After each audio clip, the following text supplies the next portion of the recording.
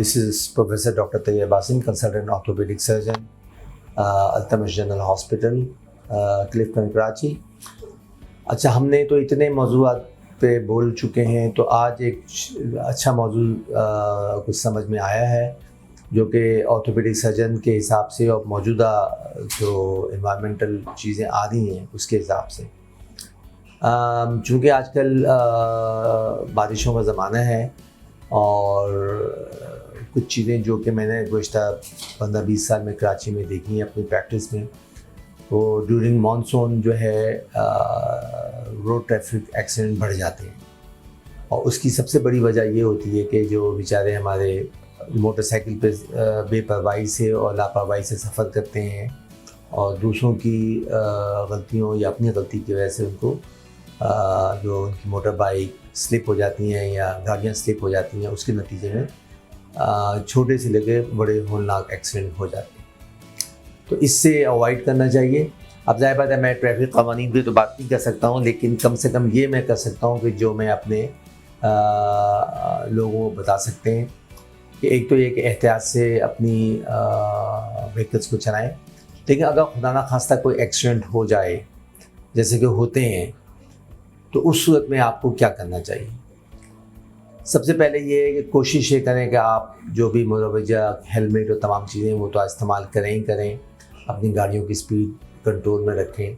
लेकिन अगर खुदा ना खास्ता तमाम चीज़ों के बावजूद आप स्लिप हो जाते हैं और कोई स्लिप होने के नतीजे में कोई फ्रैक्चर हो जाता है, तो उसको आप इस तरह से मैनेज करें।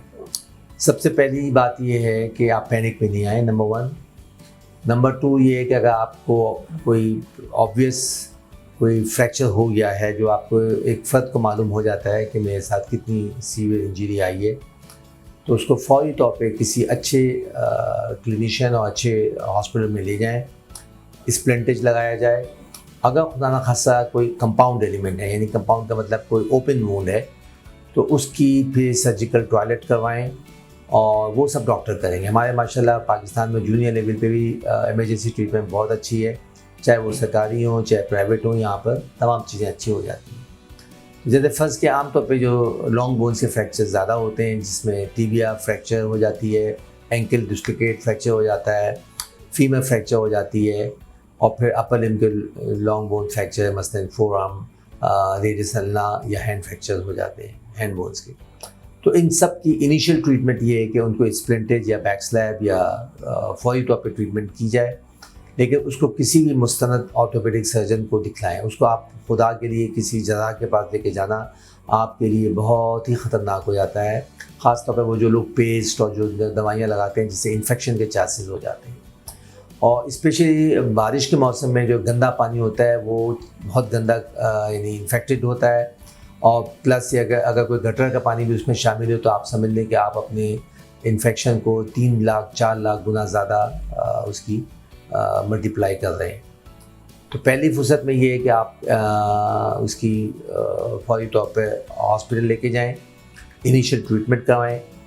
और अगर उसका फ्रैक्चर इस टाइप का है, मसलन आमतौर पर जब लॉन्ग बोन फ्रैक्चर है, टिबिया का फ्रैक्चर होता है और या फीमर का फ्रैक्चर होता है, तो इसकी मोस्ट लाइकली 99% ये होता है कि सर्जरी की जाए।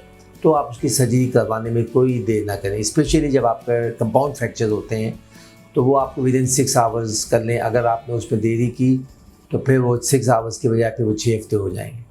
तो इसको जितना जल्दी कराएं ताकि आपका आउटकम अच्छा हो, इस तरह से कैलकुलेट क्या करें कि अगर आपने फौरी तौर पर सर्जरी करवा ली तो आपके वो 6 हफ्ते के बच जाएंगे, आप जल्दी रिहेबिलिटेट होंगे, जल्दी जॉब पे जाएंगे। जो आप पैसा बचाने के लिए इधर उधर मारे फिर रहे हैं और लाख 1.5 लाख बचने की सूरत में, तो उसमें ये होगा कि आपकी जो जॉब जाएगी, जो आपकी जो कमाने वाली पोजीशन में होंगे वो आप नहीं कर पाएंगे। तो एट द एंड कि आपकी वेलबींग ख़राब होगी, आपका पूरी सेहत मुतासिर होगी, रिहेबिलिटेशन ख़राब होगी और आप एक दूसरे कॉम्प्लिकेशन में भी जा सकते हैं।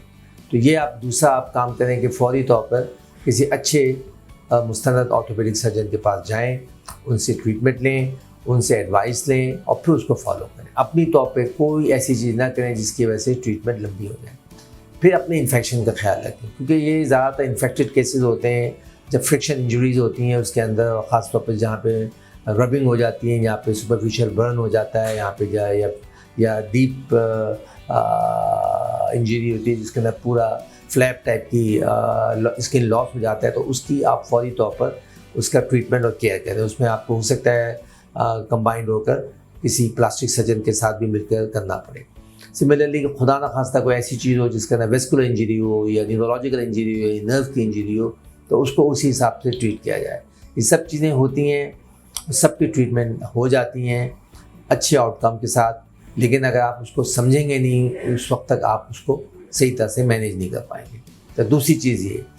तीसरी चीज़ ये है कि जो ABC यानी एयरवे, ब्रीदिंग, सर्कुलेशन, इस उसूल के तहत जो हमारी अपनी एक प्रोटोकॉल है, AO का प्रोटोकॉल है, उसको जानते हुए जो भी अच्छे हॉस्पिटल में उसी हिसाब से केयर कर रहे होते हैं, तो आप उसको भी करें। सिमिलरली अगर फेस की इंजरीज़ हैं तो फेस को उसी हिसाब से मेंटेन करें, मैनेज करें। अगर हेड इंजरी खुदा खास्ता साथ साथ हो गई है तो इसके अंदर आपको CT स्कैन और दूसरी चीज़ों का किसी में तामुल नहीं करें। इसी तरह खुदा खास्ता अगर चेस्ट इंजरीज आती हैं तो चेस्ट को उसी हिसाब से करें। ये तो मैंने अपने हिसाब से ऑर्थोपेडिक, लेकिन प्योर ऑर्थोपेडिक इंजरीज के साथ ये इंजरीज भी हो सकती हैं। तो फ़र्ज़ क्या, किसी ऐसे यूनिट में जाएं जहाँ पे आपके दूसरे रेफरल है तो उसको भी आप एक्सेप्ट करें। वो आमतौर पर लोगों में बड़ी इरिटेशन ये शुरू हो जाती है कि साहब देखें हड्डी तो यहाँ की टूटी है, लेकिन शायद डॉक्टर या हॉस्पिटल जो है अपने पैसा बनाने के लिए या किसी और चीज़ के लिए वो उसको हेड इंजरी वालों के पास भी भेज रहा है, या उसकी आँख में चोट आई है या उसकी नोज़ में चोट आई है तो पता नहीं ये कर रहा है वो कर रहा है। तो उसको तहम्मुल से सुने, देखें। और माशाल्लाह सब पढ़े लिखे लोग हैं यहाँ पर, नहीं समझ आता और नेट के अंदर देख लें, गूगल पे हल्के से गाइडेंस वहाँ से भी ले सकते हैं। कोई अच्छे अपने करीबी दोस्त, भाई, ख़ानदान के लोग जो डॉक्टर्स हैं उनसे एक मशवरा कर लें। लेकिन ट्रीटमेंट में आप कोई देरी ना करें। ट्रीटमेंट में आपको जल्दी होनी चाहिए। ट्रीटमेंट के अंदर अच्छी एक्यूरेट ट्रीटमेंट होनी चाहिए। आपकी अच्छा एंटीबायोटिक यूज़ करना चाहिए, अच्छी डिपार्टमेंट होनी चाहिए, मुनासिब तरीके से क्लीनिंग होनी चाहिए और डिसीजन फौरी तौर पे होने चाहिए। आप जितना लेट डिसीजन करेंगे उतना आपको नुकसान होगा।